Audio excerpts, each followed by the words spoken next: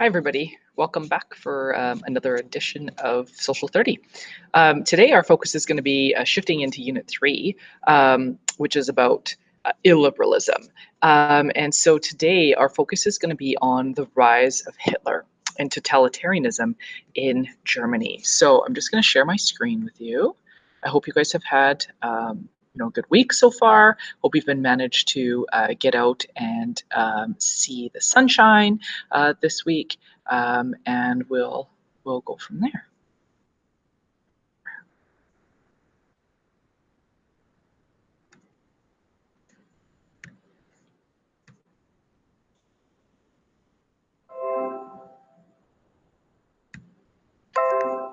So, like I said, we're looking at 20th century rejections of liberalism, and we're going to look at the growth of totalitarianism in Germany.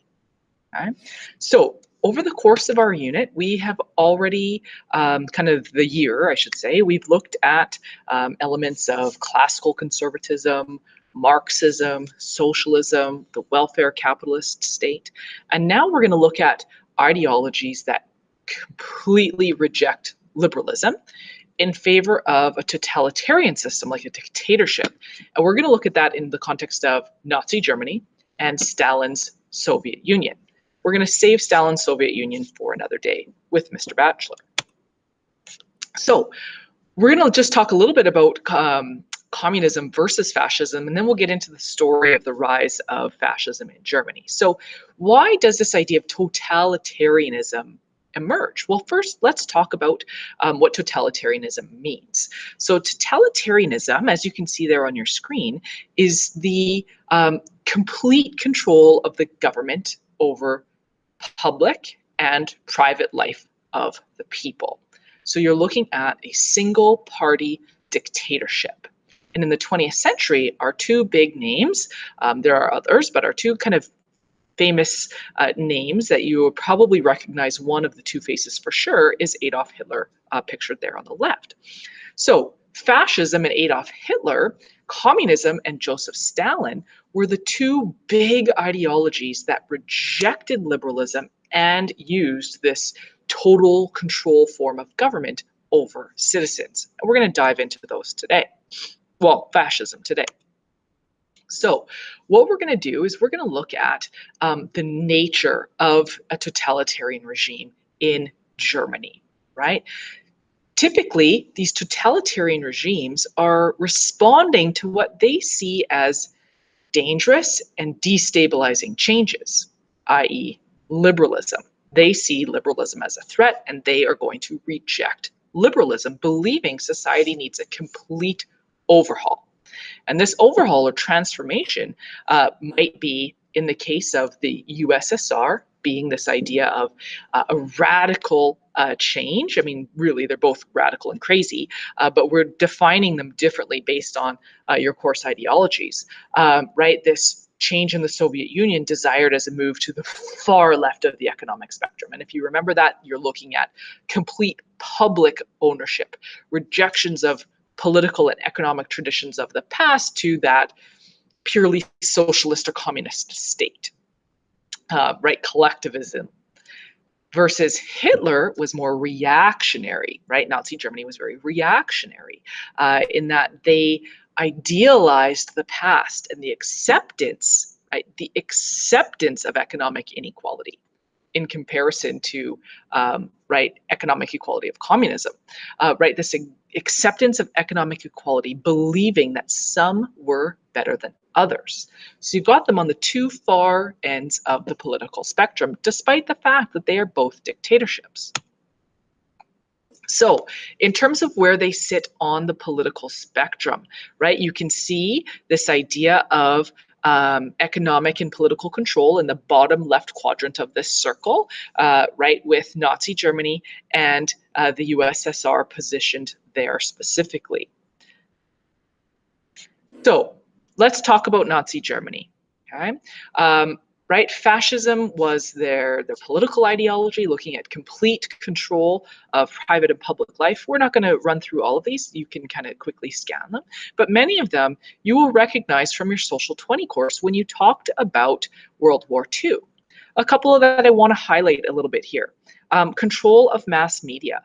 That idea that if there is opposition, right, you can't, totalitarian dictatorships really struggle with opposition. Right, dictatorships only work if they are single-party states, right? So you have control of mass media, right? Propaganda plays a big role in that. Disdain for intellectual and the arts, in the sense that you can't have intellectuals challenge the status quo, right? And that is seen as opposition, right? So you've got signs of fascism here. Mass propaganda. This is both combination of German and Soviet. So now let's get into the story of the rise of totalitarianism in Germany itself.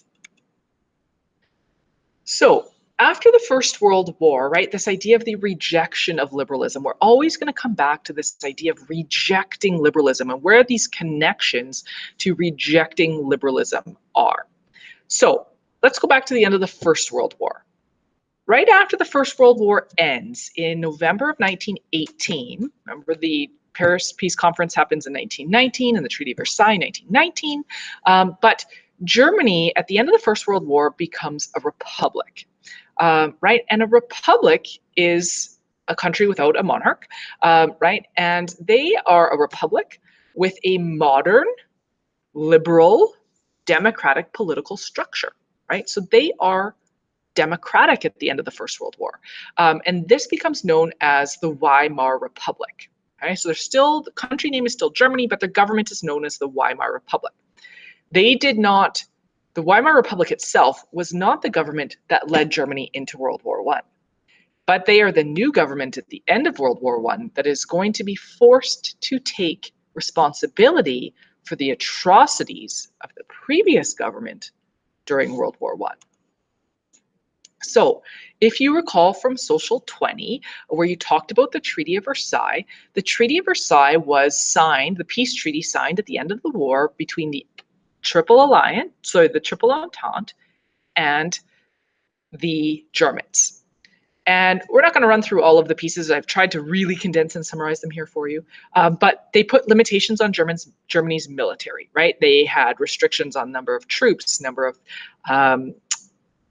military vehicles, be it submarines, tanks, all of that, right? Either limited numbers or remove them altogether. Loss of land and continental territory. So they lost their colonies. They lost land to Czechoslovakia, to Poland. They were forbidden to join with Austria. They were forced to recognize these new successor states like Czechoslovakia. And they were the big one, forced to sign the War Guilt Clause, or Article 231, taking responsibility for the war. And this is where a lot of the blame of the people is going to fall to the government as we move forward. And that is where Hitler's going to begin to capitalize. So remember, this government, this new democratic government, is forced to take responsibility for a war they didn't cause. But that doesn't matter to the people. So they have no choice but to sign. And so the population, like I mentioned, is going to blame the government for the humiliation and the subsequent economic hardship caused by the treaty and the aftermath of the war for years and years and years. And so what they're looking at is many people in the German population are associating liberalism with the countries that defeated them in World War I. And this is where some of that rejection, again, going back to this idea of the rejection of liberalism, is going to come from, right? They see this idea of liberalism as being oppressive to them as a population. So in terms of economic turmoil, right, we know that following the First World War, all over the world, by the time the Great Depression hits, you've got tremendous economic ruin. Well, after World War I, Germany was just in ruins, both in terms of physically, in terms of structure and society and just damage caused by the war, as well as economically in that, right, war costs a lot of money. They were in tremendous debt, coupled with the fact that not only do you have to rebuild your country, but you also have to pay the Allies these reparation payments. And so what you see is massive inflation. You see people's entire savings being wiped out. You can see in the picture there just piles and piles of money. But that money was worthless. Right? You could wheel an entire wheelbarrow worth of money to the bakery, and it would buy you one loaf of bread. Right? So the money, the currency physically had no money. Then add the stock market crash of 1929 into that we have already talked about, and you've got tremendous economic hardship once again. This is where Hitler is going to begin to capitalize and reject liberalism and convince the masses that liberalism is something that needs to be rejected and fascism is a decent alternative. So the Weimar Republic fails to provide hope for the German population. And so you see Hitler come onto the scene, and he's going to capitalize on the fear of the population and provide hope in a very different ideology. But people are desperate, and desperate people can do crazy things. So what you see is, now the pictures that you see are a little bit further down the road when Hitler's come to more and more of his power. But what you see in terms of Hitler's Nazi party, they promote ultranationalism, right? Which you talked about in Social 20, that idea of extreme, radical, violent nationalism. And in this ultranationalistic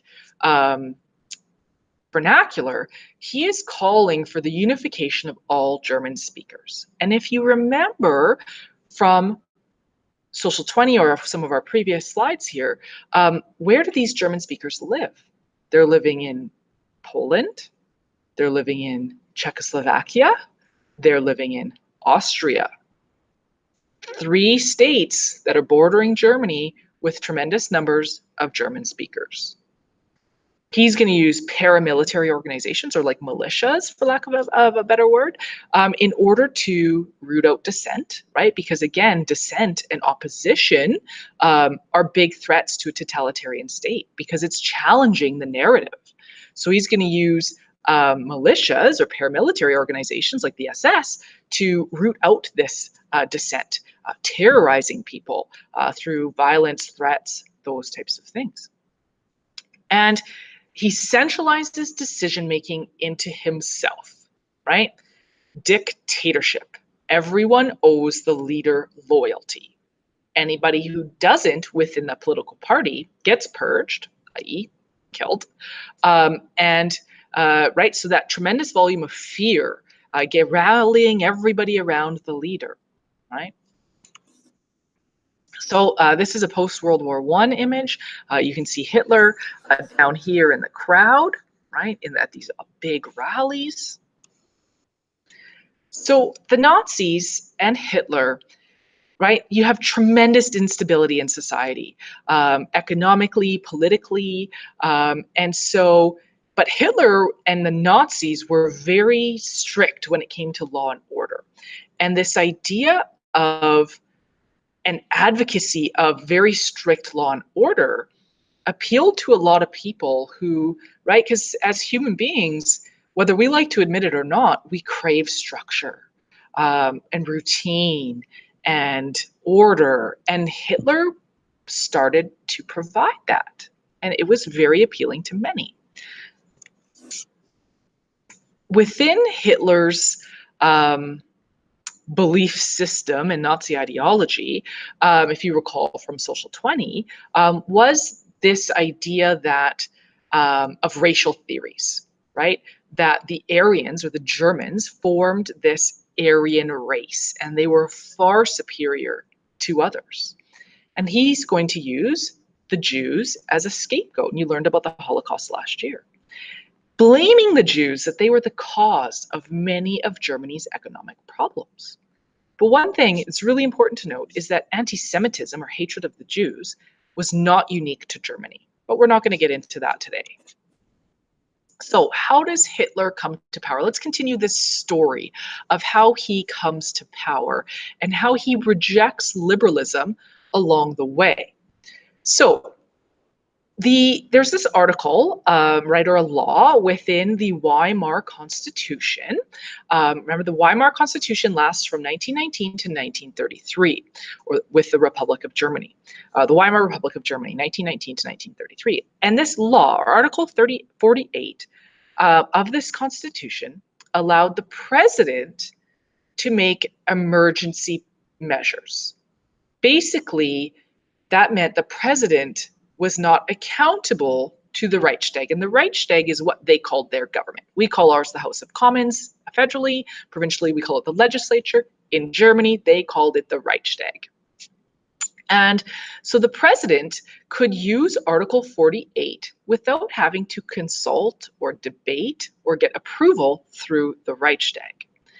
And historically speaking, over the course of these 14 years, this was done through the use of emergency decrees, right? And that's not a liberal action, right? There's a reason why in our states today, right, we have to have debate and consent within our government systems in a democratic state or in a liberal society. So the president could use these emergency laws to overcome a deadlock. So they can't make a decision in the Reichstag. The president would invoke Article 48, make the decision, and things would carry on.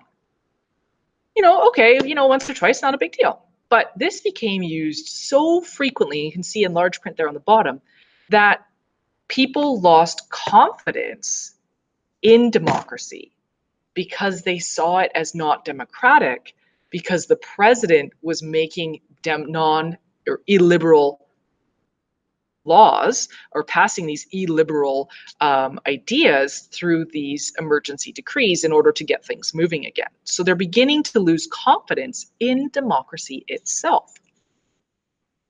So how does Hitler now actually get into power?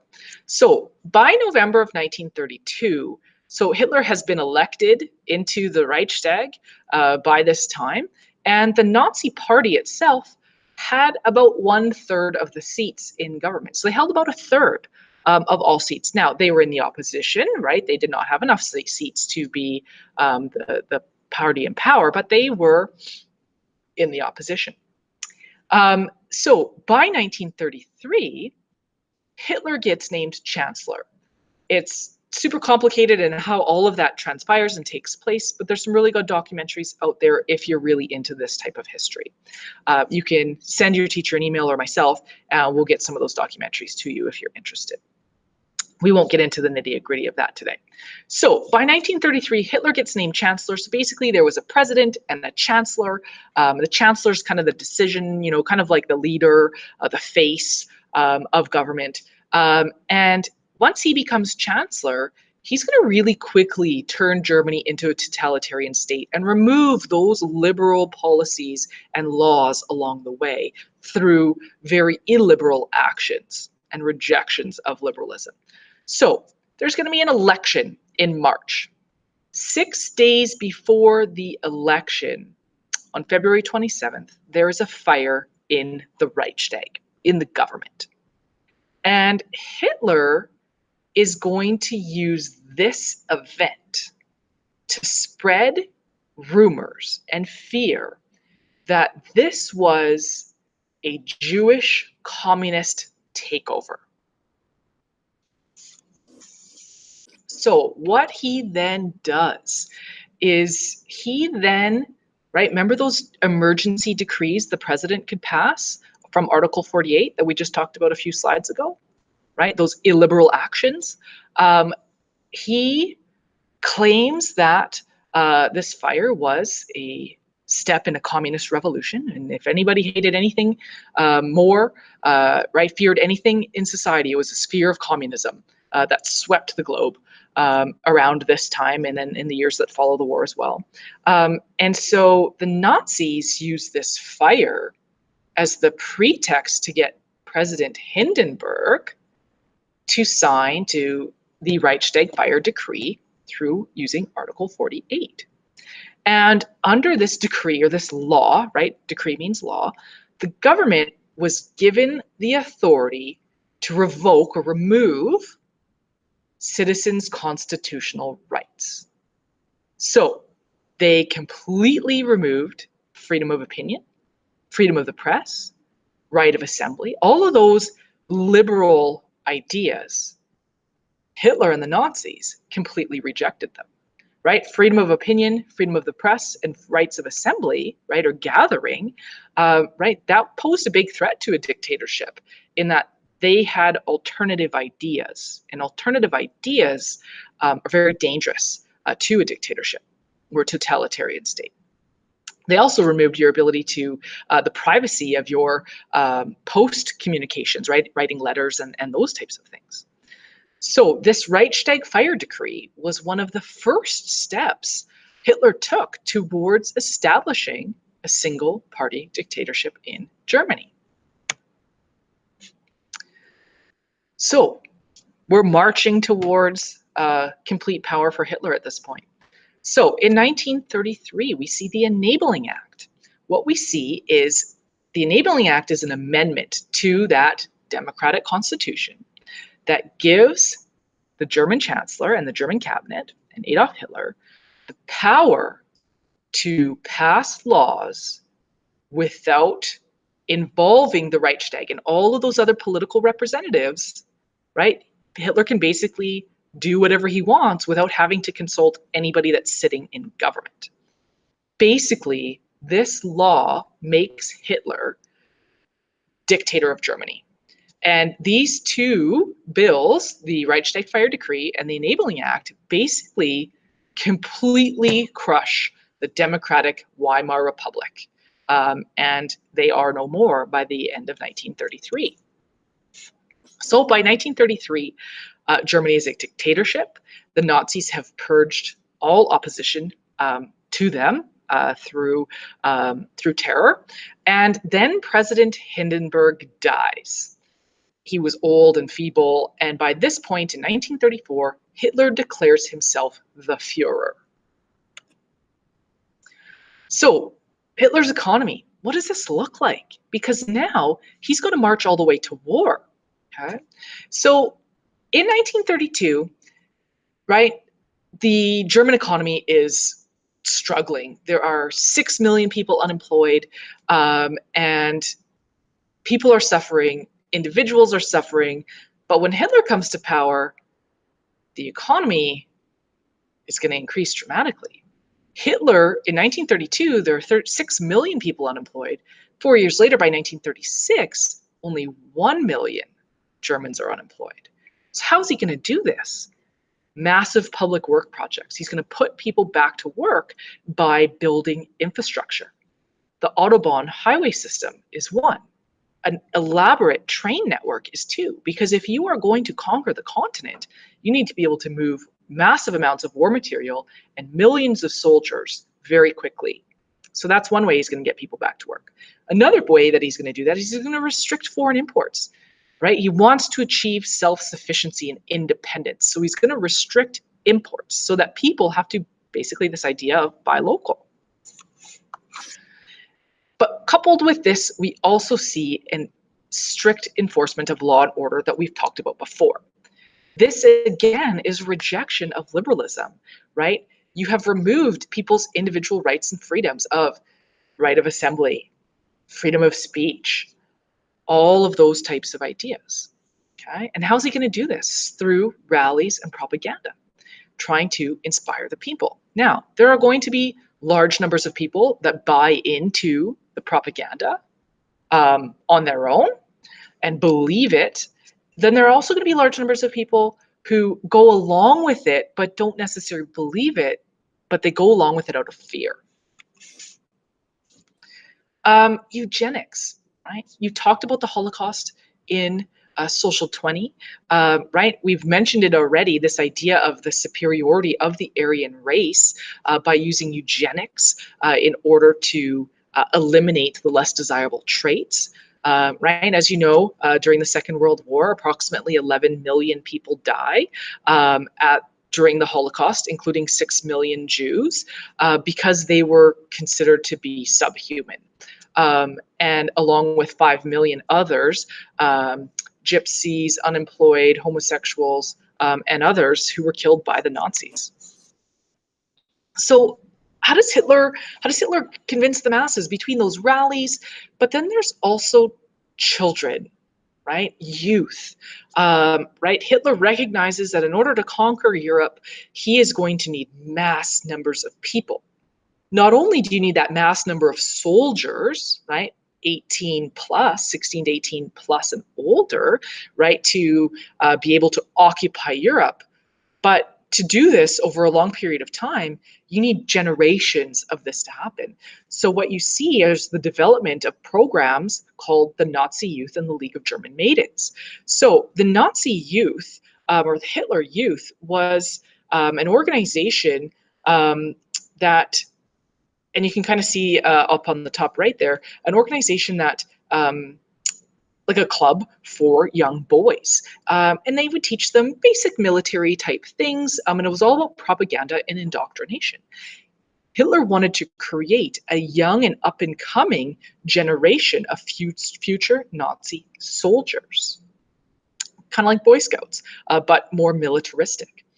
He also created the League of German Maidens, which was an organization for girls, teaching them, of course, the Nazi propaganda, but also how to be housewives, for lack of a better word, right? Teaching them to basically how to, grow crops and all of that, but also how to basically raise little good Nazis as they would become older and then become wives and mothers. So women and youth played a central role in trying to continue on and build a new generation of Nazis. But why target children, right? Children are impressionable, right? They are very moldable into what you want, right? They are, depending on the age, maybe a little bit gullible, but very impressionable nonetheless. So fascism in Germany, right? Very anti-liberal, right? They rejected individual rights and freedoms, right? They had this idea of a superiority of the Aryan race, ultra-nationalism, big business, right? It was, there was still capitalism, but it was controlled capitalism, for lack of a better word, in the sense that depending on who you were, you might be able to own a business, but then the state could dictate to you what you did with said business. So when we look at the rejection of liberalism, fascism, became popular in Italy and Germany after the First World War because they saw the liberal governments as weak, unstable, unable to solve the endless social, economic, and political problems. And so fascism comes to reject democracy, reject individual rights and freedoms, reject liberal political ideas. And so this rejection of liberalism plays a central role in the development of Nazi ideology. And again, here this breaks it down again, this idea of rejecting liberalism, rejects political ideas, rejects economic ideas, and molds economic ideas to better fit the ideology. And then, of course, promotes social inequality and racial purity. So that is where we're going to end today. And we're going to pick this back up next time with looking at the rise of Stalin. Okay. Have a great day, everybody.